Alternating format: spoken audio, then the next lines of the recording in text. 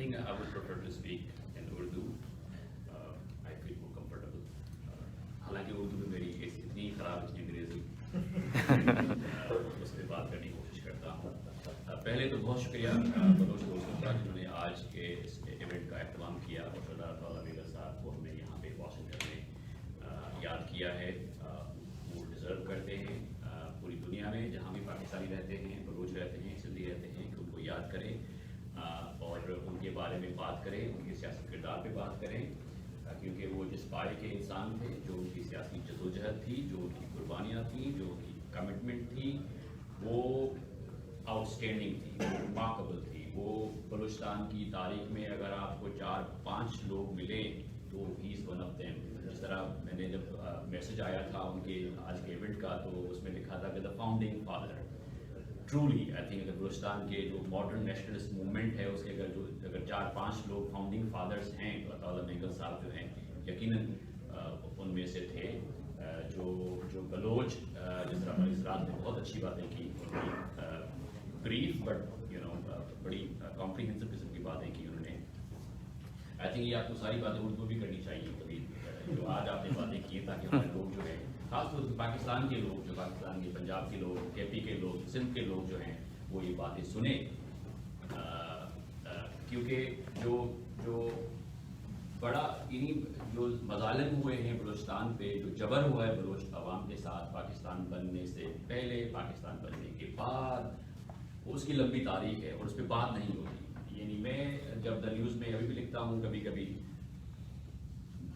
یعنی جب میں جن سبجیکٹس پہ لکھتا تھا تو میں سوچتا تھا کہ یار میں نے بلوچستان پہ آخری بار کب لکھا ہے. When was the last time I wrote about Balochistan, about the economy, of the budget, how much they are getting from federal government, and جو resources آ رہے ہیں سینٹر سے, جو پلیس کرتے ہیں بجٹ میں, وہ آتے ہیں کہ نہیں آتے ہیں. جو انٹرنیشنل ادارے ہیں, UNDP ہے, UN ہے, how do they see Balochistan, because I've been writing Balochistan since 2004 اور میں نے کافی بجٹس ریویو کیے. تو شاید سال میں ایک بار وہ جیسا بندہ جو so many Baloch friends, I've been to Balochistan many parts, I'm very much connected to the Balochistan, but still, کیونکہ اور ایشوز so called mainstream کتنے ہوتے ہیں کہ اب بلوچستان پہ وہ جیسا بندہ بھی سال میں شاید 1-2 بار لکھتا ہے. تو پاکستان کی جو ریمیننگ mainstream میڈیا ہے, وہ ٹی وی چینلس ہوں, وہ تو بات ہی نہیں کرتے, اور اب تو بات کرنے دیتے بھی نہیں ہیں. پاکستان کے اندر آپ بلوچستان کے مسنگ پرسنس پہ, یعنی جو لیڈر ہیں, ہم کو کتنے بلوچ لیڈر ہیں جن کو بلاتے ہیں ٹیلی ویژن پہ, ٹاک شوز پہ آ کے اپنا پوائنٹ آف ویو پیش کریں. اور پاکستان کے کون سے میڈیا ہاؤس میں کوئی بلوچی اسپیکنگ یا سندھی اسپیکنگ ٹیلی ویژن اینکر بھی ہے؟ کتنے کالمسٹ ہیں فرام بلوچستان جو پاکستان کے مین اسٹریم اخباروں میں چھپتے ہیں؟ تو کمپلیٹ سپریشن ہے ان کی آواز کی, ان کی voices are being totally largely میں سمجھتا ہوں بلیک آؤٹ ہے. جو بلوچستان کے پیپرس ہیں وہ نیچرلی ان کی سرکولیشن جو ہے وہ کنفائن ہے ٹوارڈز within the province.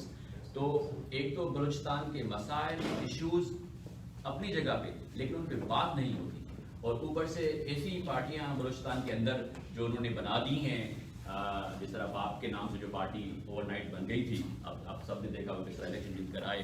تو جو اسمبلی میں آواز ہو وہ بھی BNP کے دیکھیں یا نیشنل پارٹی کے دیکھیں, وہ چند لوگ ہیں. تو آئی تھنک اس سارے تناظر میں ایک جائنٹ تھا عطاء بیگل صاحب, پولیٹیکل جائنٹ. اور میں نے جب ان کا 2004 یا 2005 میں ایک تفصیلی 1.5 گھنٹے کا انٹرویو کیا تھا, اور میں نے ان سے ریکویسٹ کی کہ can we do this interview in Sindhi, کیونکہ مجھے پتا تھا کہ سندھی وہ بولتے تھے, ان کے کیونکہ ان کی فیملی میں, امیڈیٹ فیملی میں سندھی اسپیکنگ لوگ تھے. لس بیلا میں ان کی وہ بڑے ہوئے تھے, ان کی وہاں پہ ہوئی تھی, ان کا چائلڈہڈ گزرا تھا. اور جو لس بیلے کے جو جام ہیں, جن کو اردو میں جام کہتے ہیں, جام وہ جام نہیں, اس جام کی بات کر رہا ہوں, وہ جام فیملی سے ان کے رشتے دار تھے. تو ان کی سندھی بڑی زبردست تھی.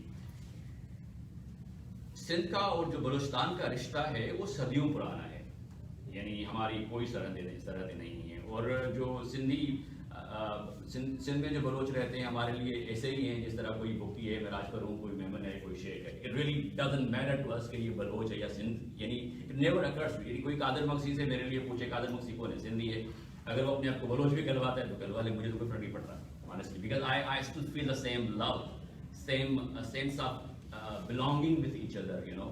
تو بہت کم ہوتا ہے. حالانکہ آپ کہہ سکتے ہیں ایتھنیکلی بلوچ الگ ہیں. مجھے یاد ہے عطاءاللہ صاحب سے میں نے کہا تھا کہ جو وڈ ہے آپ کا شہر, تو یہ وڈ لفظ جو ہے مجھے سندھی کا لگتا ہے, تو وڈ بلوچی ہے سندھی ہے, مجھے اس کا جواب یاد نہیں ہے. لیکن آپ نصیر آباد میں چلے جائیں تو آپ کو سندھی بلوچی ملتی ہے. آپ سندھ کے کسی ضلع میں چلے جائیں, رات بھی ہم بات کر رہے تھے کہ سندھ کے جو 40% MLA تھے وہ تو بلوچی اسپیکنگ ہیں, بٹ وہ سندھ کو اون کرتے ہیں, سندھ کی زمین پہ رہتے ہیں, سندھ ان کا ہے, وہ ہمارے ہیں. تو ایک جو تاریخی رشتہ ہے ہمارا بلوچوں کا, سندھیوں کا, وہ رہے گا. اور آئی تھنک عطاءاللہ صاحب جیسے لوگ, ایون بگٹی بھی بڑی اچھی سندھی بولتے تھے, اور ابھی ان کے جو بیٹے ہیں اختر مینگل, ان کو بھی سندھی آتی ہے. یہ بہت I think this really played a very important role in terms of جب لیڈران جو ہیں, رہنما جو ہیں پارٹیوں کے, اگر ان کو زبانیں آتی ہیں ایک دوسرے کی, تو وہ it really plays a good role in terms of connectivity. Poonam کا جو دور ہے ان کی سیاست کا, وہ ٹوٹلی ڈفرینٹ دور ہے. جس طرح ملک سراج نے بھی کہا, وہ آئی تھنک پاکستان کے اندر جو مظلوم قومیں ہیں, جن کی اتنی سے نہیں ہے پاکستان کی پولیٹکس میں, پاکستان کی بیوروکریسی میں, پاکستان کی اسٹیبلشمنٹ میں, اور جو ان کی جو پولیٹیکل ہیومن رائٹس جو سپریس ہو رہے ہیں, ان کو ان کی حاصلات کے لیے بڑا اسٹرانگ وائس تھا پونم, آئی تھنک. اور پونم کے جتنے بھی چارٹرز آپ اٹھا لیں, ان کی ڈیمانڈس اٹھا لیں, ان کے ریزولوشنس کو اگر آپ ریویو کریں, وہ کہیں بھی اینٹی پاکستان نہیں تھے. وہ پاکستان کے اندر پاکستان کے جو فیڈریٹنگ یونٹس ہیں جنہوں نے پاکستان بنایا, ان کے حقوق کی بات کر رہے تھے. آپ مجھے بتائیے کتنے ووٹ پڑے تھے اگینسٹ دی کانسٹیٹیوشن آف 1973, کتنے ووٹ پڑے تھے؟ اور میجورٹی جو پاکستان کے اس وقت نیب کے جو لوگ تھے, دے انڈورس کانسٹیٹیوشن آف پاکستان. تو پاکستان کے آئین کو تو پاکستان کے سیاستدانوں نے یا عطاءاللہ مینگل نے تو نہیں توڑا, وہ تو پاور ہنگری جو جرنیل آتے ہیں وہ کرتے ہیں. تو اگر کوئی صدر عطاءاللہ مینگل کو کہتا ہے کہ وہ غدار تھا, تو میں نہیں سمجھتا. یہ تو وہ لوگ تھے جو نہ صرف بلوچستان کے فاؤنڈر تھے, تو they were the founders of Pakistan constitution جو 73 کا کانسٹیٹیوشن ہے. لیکن دیکھیں بھٹو کو پھانسی دے دی, عطاءاللہ مینگل صاحب کو کبھی جلاوطن کرتے تھے, کبھی جیل میں رکھتے تھے, اور جس طرح ان کے بیٹے کی یہاں پہ بات کی گئی کہ کس طرح ان کو مارا گیا. یہ انجسٹس جو ہیں دہائیاں ہو گئی ہیں, اس بن ڈیکیڈز جو ہیں وہ چل رہی ہیں.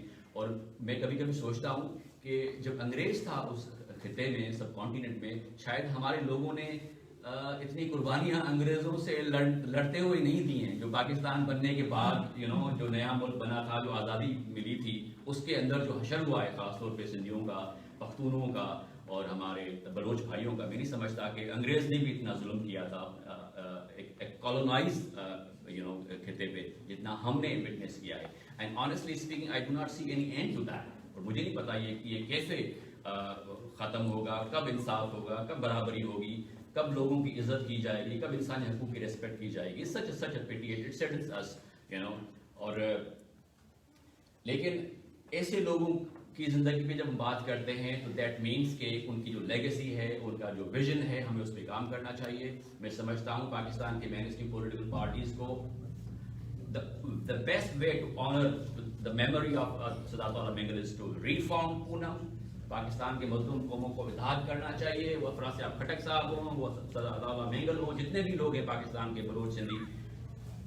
دیکھیں کاف لیگ والے ہر دفعہ دیکھیں کس طرح جنرل آتا ہے تو اکٹھے ہو جاتے ہیں. تو وائی کانٹ پاکستان کے جو پروگریسو جو ہسٹورک نیشنل رائٹس میں لوگ بلیو کرتے ہیں, وہ اکٹھے کیوں نہیں ہو سکتے؟ آئی وڈ اپیل, میں گزارش کروں گا پاکستان کے ان دوستوں سے, ان سیاستدانوں سے جو عطاءاللہ مینگل صاحب جیسے لوگوں کی لیگیسی میں, باچا خان کی جیسے لوگوں کی لیگیسی میں یقین رکھتے تھے, رسول بخش پلیوں سے لے کر جی ایم سید, سارے جو ہمارے لٹرلی ٹرولی ہیروز تھے جنہوں نے سیکریفائس کیا, ان کی میموری کو, ان کے کریکٹر کو, ان کے لیگیسی کو آنر کرنے کے لیے ہمیں اکٹھا ہونا چاہیے.